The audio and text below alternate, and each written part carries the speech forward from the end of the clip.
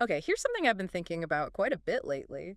What if an entire country, not just some crypto project, but a whole nation, could actually run on blockchain? Hmm. Sounds a bit like sci-fi, right? But let's actually deep dive into what that might look like using our sources today. It's a really fascinating question because when you boil it down, government at its core is basically a huge ledger. A ledger, how so? Well, think about it. It tracks trust. Who owns land? Who has permission to do what? How are resources managed? Money, laws, assets. Right, ownership, permissions, rules. Exactly. And blockchain technology fundamentally is designed for precisely that kind of thing. Secure, transparent, immutable record keeping. It excels at it. That's a great way to frame it. So if we accept that premise, what specific government functions could really change? Oh, quite a few. Imagine, for example, a land registry that's completely unforgeable, secured with crypto. Property fraud, almost impossible. Precisely. Mm. Or think about voting. Instant, transparent, on-chain voting.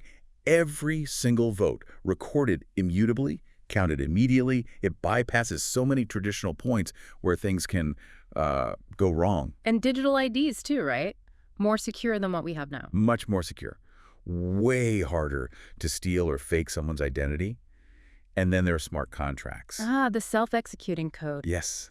Imagine automating things like welfare payments or even tax collection based on pre-agreed rules coded directly onto the blockchain. The efficiency could be massive. Less paperwork, less bureaucracy. And potentially much less scope for human error or even, corruption. Okay, so these are really powerful ideas, but is anyone actually doing this, or are these just, well, pipe dreams we're discussing? No, no, it's definitely not just theoretical. It's not like flipping a switch for a whole country overnight, obviously. It's more of an evolution. An evolution that's already happening. Absolutely. Look at Estonia. Yeah. They've been pioneers using blockchain for parts of their health records, e-residency, other governance stuff for years now. Since the early 2000s, wasn't it? Parts of it, yes. Then you have El Salvador, making Bitcoin legal tender. That's integrating a decentralized currency right into the national economy. A big step. A huge step. And Dubai has this, frankly, incredibly ambitious goal. Mm-hmm. All government documents on the blockchain by the end of this decade. Wow. Okay, so nations are definitely dipping their toes in, adopting pieces. Bit by bit, yes. Testing the waters, proving the concepts. But have these initial steps shown any snags? Any major criticisms popping up? Because if we push this idea further, Go on. what if a country put its entire constitution on the blockchain? Immutable, public, totally transparent. Interesting. Or laws executed automatically by code. No loopholes, no backroom deals possible because the code is the law's execution. That's the ultimate smart contract application for governance. We could even get to instant democracy. Citizens voting frequently on budgets, maybe policies, all governed transparently by the protocol itself. And that's where we hit the critical butt, the big challenge. Okay. Well, first off, who writes this code? Who audits it? Especially for something as vital as a constitution or a fundamental law. Right, code isn't neutral. It reflects the choices of its creators. Exactly. And what happens if there's a bug? A flaw in a coded law about property rights or criminal justice. You can't just say, oops, with national law. It's not like updating an app. Not at all. No. Because a country isn't just code. It's culture, it's history, it's messy, emotional, human. Can smart contracts, can code, really handle all that nuance, all that interpretation that law often requires. It's a really profound point, the human element.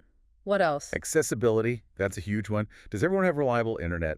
Does everyone understand blockchain? Probably not. So could this accidentally create a new divide? A digital elite who understands and participates, and others who are left behind, maybe even more disenfranchised than before, A new kind of inequality. potentially. Yeah. And then there's this paradox of trust.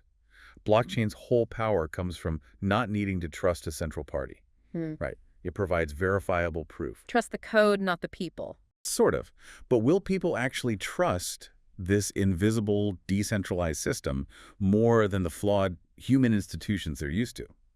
Institutions they can at least, see and interact with, even if imperfectly. It's a shift from trusting reputation to demanding cryptographic verification for everything. It's a massive psychological leap for society. So let's circle back. Can a country run entirely on blockchain? Technically.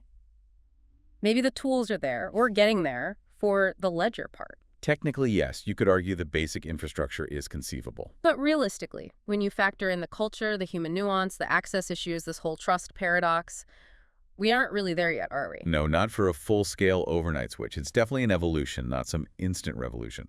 Nations are adopting pieces, learning, building trust in the tech itself. Proving it works in specific areas first. Exactly, showing the benefits, and slowly, carefully trying to figure out those really deep human and societal challenges. Which leaves us, and you listening, with maybe a final thought to chew on.